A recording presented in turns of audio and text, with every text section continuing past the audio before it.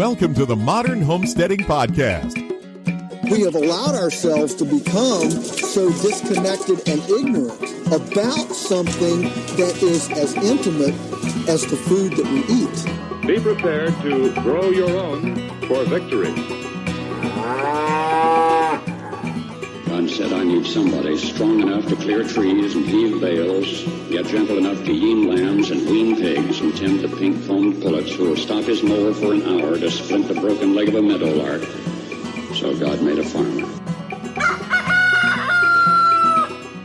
Hello and welcome to the Modern Homesteading Podcast. I'm your host, Harold Thornborough, and glad you're joining me today. This is episode 93, June 20th, 2018, and today we're talking about laying down a strong foundation for a new homestead.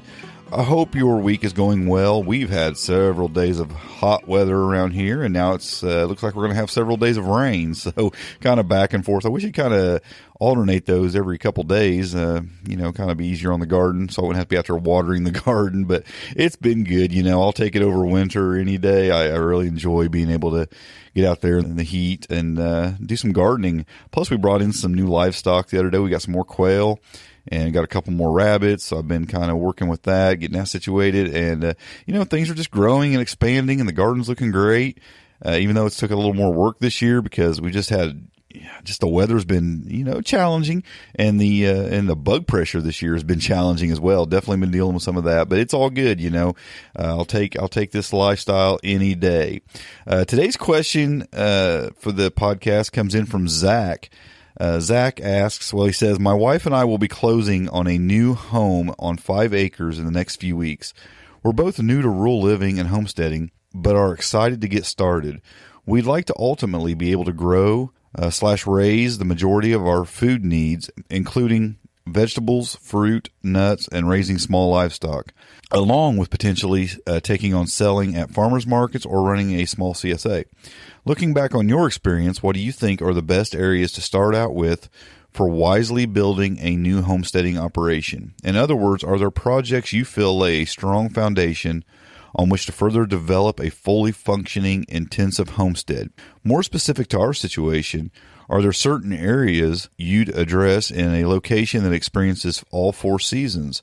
We're in Minnesota, and or for people starting out in midsummer rather than autumn or spring. Zach, great question, and congratulations on closing on your 5-acre homestead. Sounds like it's going to be a great place. Sounds like you got some awesome goals there of growing your own food and selling some and doing some market gardening. Some advice for laying down a strong foundation for your fully functioning intensive homestead. Well, I may not go where you think I'm going to go with this. I'm not going to talk a lot about actually the projects themselves. I want to talk more about the process leading up to that. I'm going to give you 6 E's. I want to talk about evaluation, education, emulating, establishing, evolving, and enjoying. So let's just kind of lay those out. Let me tell you what I mean by all this. First thing you're going to want to do with this new 5-acre property is evaluate. You want to evaluate your new homestead. And that takes a little time. I'm sure you've walked the property several times. I'm sure you've really thought about your layout, but you really want to take some time and get this right. Where are you going to put everything? What animals are you going to have? What fruit trees and nut trees are you going to be planting? Where's the garden going to be? What other things are you going to build on the property? Are you going to have a greenhouse? Are you going to have hoop houses, greenhouses? You probably are because of your area in Minnesota. You're probably going to put up some, especially if you're doing market gardening, you're probably going to put up some hoop houses, some high tunnels. Are you going to build a smoker? Are you going to put in an aviary for certain animals? Or are you going to build livestock pens for this or that? Where are these things going to be? Now, you want to take the time and lay that out properly. And this will be the most important part of the entire process. It's not that things can't be changed later. It's that it's expensive and difficult to change them later. You will make some mistakes, and we'll talk about that here in a few minutes too. But taking the time to evaluate your new homestead is really important. Now, I know you're wanting to just get started. It's hard to hold back. It's hard to say, you know what, I want to take some time with this. But it's going to be really important, especially when you're talking about the really permanent things like planting trees, building buildings. These things are going to be there, and you want to get that right. You want to have these things in the right place before you just jump and go. Yeah, absolutely. You can get started with some small projects. You can bring in your chickens. You can start a garden. There are things you can do right now, but before you start putting in the heavy infrastructure, you're definitely going to want to take some time and evaluate your new homestead. Now, some people would say, wait a whole year. Just take a year and really evaluate. I don't know that it takes that much time, and you may already know what you want, so you gauge that yourself. But definitely slow down a little bit when it comes to, a lot of people say, get in there and plant those trees right now. I mean, because trees, the best time to plant a tree was 20 years ago. The next best time is today. Yeah, I understand that. But at the same time, when you plant a tree, it's difficult to move a tree. Even if it's a sapling, I mean, it's still, you have to, without damaging that tree, it's difficult to move. So take your time, and make sure you're putting these things where you want them to be. Understand all the reasons you're putting that tree where you're putting it. Understand all the reasons you're putting that building or that barn, that garage, or whatever you're putting up, that coop. Understand the reasons you're putting it there. Understand the reasons you're building a fence in this area. Like I said, none of these things are impossible to move, but they're difficult to move, and you want to make sure you get that right. So you really want to evaluate what you're going to be doing on your homestead, and then what it's going to take to do those things, and then where to put them. So take your time and evaluate. The second E I want to talk about is education, and that's education through reputable sources.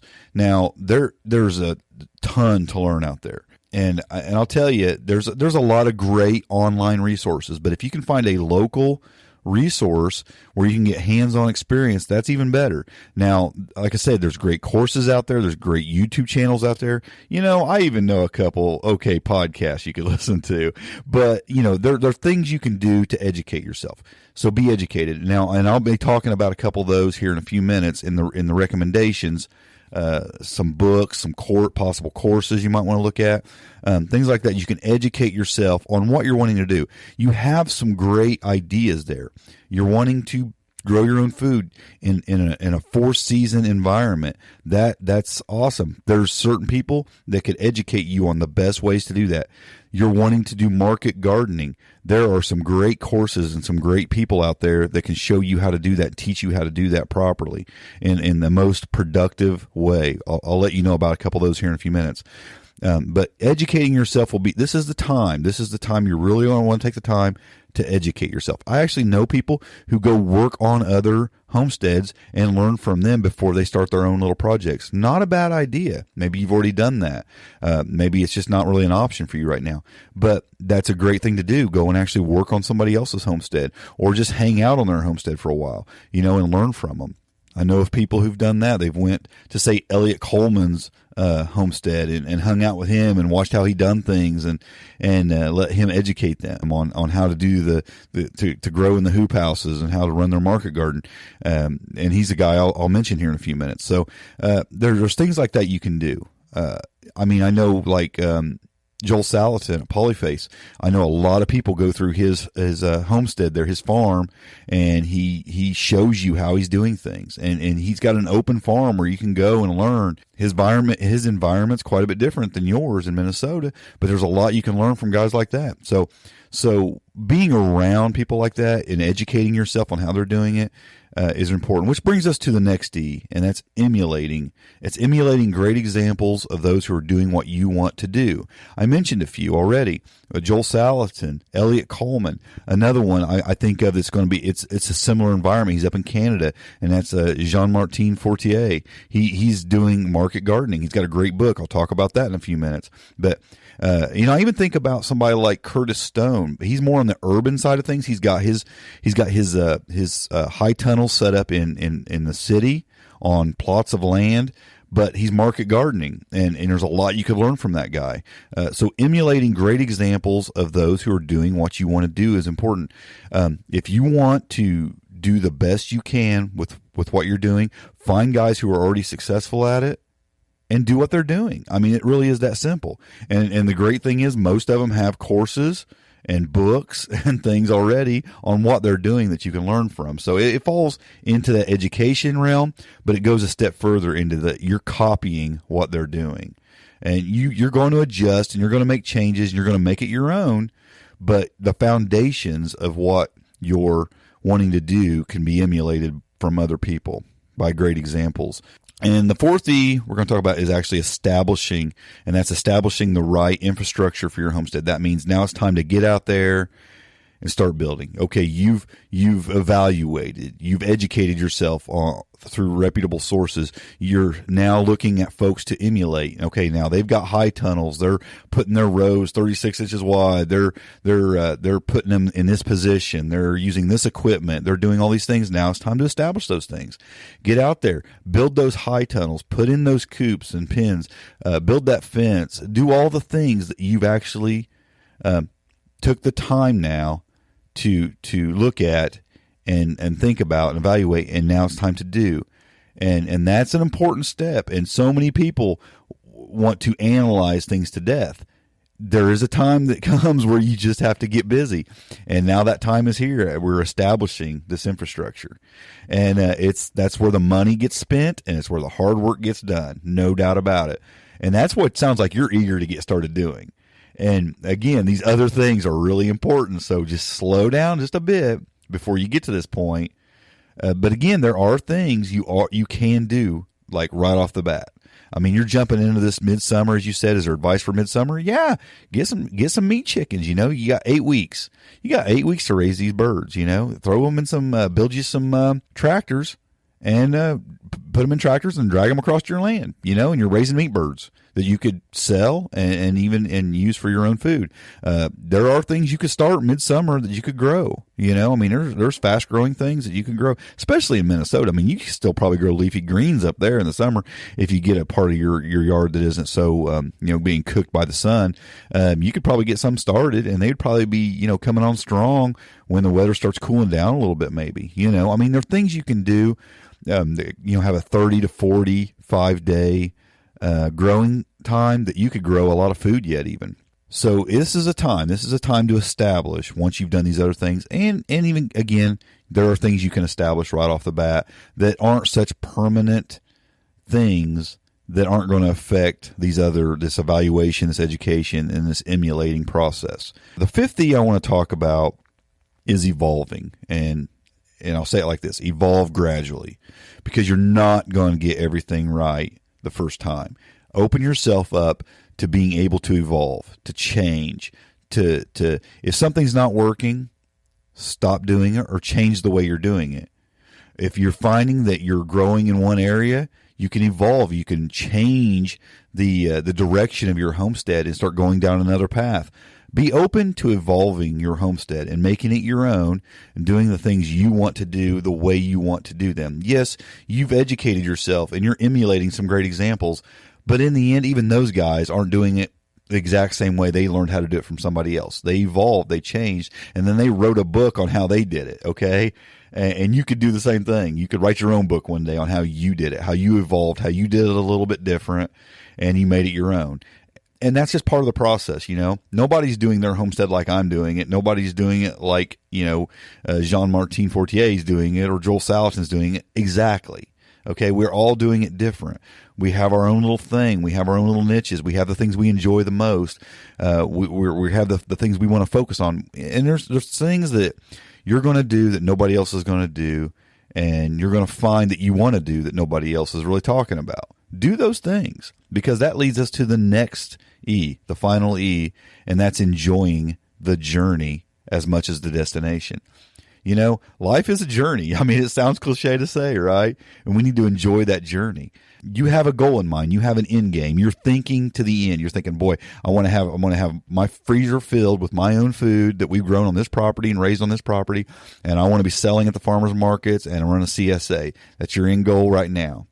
The process is the fun part. Getting out there with your hands, working in the garden, feeding your livestock, setting up at the farmer's market to see the CSA and getting to know people and enjoying the conversations, enjoying the process. Enjoying the journey is what it's all about. And homesteading is awesome, but the final destination is not the awesome part. The awesome part is getting out there and working that homestead in the morning and in the evening and being tired and sweaty and dirty and just thinking, this is what it's all about. I love this. To me, that is the part that's enjoyable. And don't forget to enjoy that. Don't get your mind so wrapped up on the end game that you forget about the process and forget to enjoy the process. So that probably isn't what you were looking for an answer. You're probably looking for specific projects, but it's going to be different for everybody, and it's going to be different for you. And I hope what I've said today helps you some, or helps somebody for sure. But again, it's so hard to nail down specifics on your situation, because your homestead is going to look different than anybody else's, and it should, because it's tailored to fit you. So that's what I have to say about that. Evaluate, educate, emulate, establish, evolve, and for goodness sake, don't forget to enjoy the process. So there you have it. I hope that helps you. Let's look at a few things I talked about, some recommendations. Some of these folks have courses as well. Now, I mentioned Joel Salatin. He's got tons of books out there, so you just pick your books. Three of his books that come to mind that would probably be the most beneficial for you. He has one that's called Folks, This Ain't Normal, A Farmer's Advice for Happier Hens, Healthier People, and a Better World. That's a great book. He has one called Your Successful Farm Business, Production, Profit, and Pleasure. That'd probably be real applicable to what you're trying to do. And then the one I think that would probably benefit you the most is called You Can Farm, The Entrepreneur's Guide to Start and Succeed in a Farming Enterprise. I'll put the links to those in the show notes. But some others I wanted to tell you about was, I mentioned a guy named Jean-Martin Fortier a couple times. He has a book called The Market Gardener. It's a successful grower's handbook for small-scale organic farming. Great book. Very great book. I mentioned Elliot Coleman. He has a book, and I've mentioned this a few times on the podcast, called 4-Season Harvest, Organic Vegetables from Your Home Garden All Year Long. It's a great one for your climate. You'll benefit from that. And one I just recently found that I thought was really great, it's called The Year-Round Vegetable Gardener. And I think this would be really applicable to your situation just because of where you're at. This book is by Nikki Jabor. She's from Nova Scotia, and so she's definitely going to have good advice for growing in a climate similar to yours. And it's how to grow your own food 365 days a year, no matter where you live. So great resource there for growing in an environment like yours, because as we all know, you live in the frozen tundra of the United States. Yeah, you live in the place where I wouldn't want to live. Indiana is about as much winter as I can handle. So hats off to you for wanting to endure that kind of environment. And you know what? It is great. It's a beautiful place. I mean, as a truck driver, I've been all over the country. I think it's a fantastic place where you live, and I think you're going to love having 5 acres there, but it doesn't come without its challenges for sure. So there's a few books I'll mention. Some of these folks have actual courses. I mentioned Curtis Stone, and he actually has a book about urban farming, and he talks a lot about market gardening, which on the business side of things, he has a lot of great advice, and he even has courses on that. So you might look into Curtis Stone as well. All the links to these things will be in the show notes under the recommendations. Check them out. I think you can benefit from that on the education side of things, and definitely dive into the realm of permaculture on your evaluation. I know you're wanting to set up just a simple market garden, but I think studying permaculture and permaculture design could really help you evaluate your homestead as well. It'll help you to take a more holistic approach towards the layout of your property, like where you're putting things and the reason you're putting them there. So permaculture design could really benefit you through the evaluation process, especially. So look into that as well. So hopefully these few tips helped you today, and it gave you something to think about. Today on the Homestead Life segment, I'll just talk about what I talked about with Zach here, and that's enjoying the journey. Something that is better in my life because of homesteading is homesteading. I mean, being able to go out, and I think I've mentioned this before, but it bears repeating. Just being able to go out and walk around your garden, spending time in your garden, being hot and sweaty and dirty at the end of the day because you were working on your homestead and you were cleaning out the animal pens and you were pulling weeds out of your garden and you were doing all the things that homesteading involves and feeling good about it. There's just something great at the end of the day about that feeling. Cleaning up and thinking, boy, I got a good, hard day's work in, and it just feels like the way things should be. And I enjoy that. I don't know about you, but that is probably one of the things I enjoy the most, the absolute most about the homestead life. Just feeling this sense of doing things the way they're supposed to be done. Planting a seed, tending it till it's time to harvest it, and then preserving it and then eating it. The whole process is just awesome. Watching an animal being born on your homestead, raising it up, processing it, and then, preserving it, however you're doing that, and then eating it one day, knowing that spent its entire life on your homestead. There's just something that feels good about that, and all these things together at the end of the day just make the homestead life great. I mean, just the feeling of it all makes it great. So that's what I'll say about the homestead life today. And just enjoy it. I enjoy it. I hope you're getting out there and just not letting it just feel like all work to you. Take the time to just stop, lean over on your pitchfork, stare at your garden, and just enjoy it. It's a wonderful feeling. So that's what I'll say about that today. If you want to submit a question for the podcast, you can send your questions to ask@smalltownhomestead.com or call or text in your questions to our voicemail at 765-203-1949. Submit questions as many and as often as you like. We need them all the time. Been getting some great questions in. Got some great podcast episodes coming up for you guys. You know what? And that's the thing about these podcasts now. The way we're doing this, if you don't like the podcast, ask a question, because you know what? These podcasts will be about whatever you want them to be about. You ask the questions, and that's what we'll talk about. If you're thinking that the topics they're not really something you want to hear, all you got to do is send in a question, and guess what? That's what the podcast will be about. So they're tailor fit for you. You guide the show at this point. This podcast is made possible by those who join our Homestead Forum membership community. To learn more about the benefits of that membership, go to thehomesteadforum.com and just see what it's all about. A lot of stuff going on there, and you get more podcasts, you get videos, you get a forum, you get discounts on products. Just all kinds of stuff going on there. Go check it out and support this podcast. The show notes for this episode can be found at smalltownhomestead.com/93. Thanks for joining me today, folks. Happy homesteading, and God bless. Thanks for listening. To see the show notes for this podcast or listen to other podcast episodes, go to smalltownhomestead.com. There you can also read our blog, connect with us on Facebook, Twitter, and Google+, and take advantage of the many resources we make available to help you along in your homesteading journey. Please share this podcast and help us to carry out our mission of helping others to homestead today for a better tomorrow.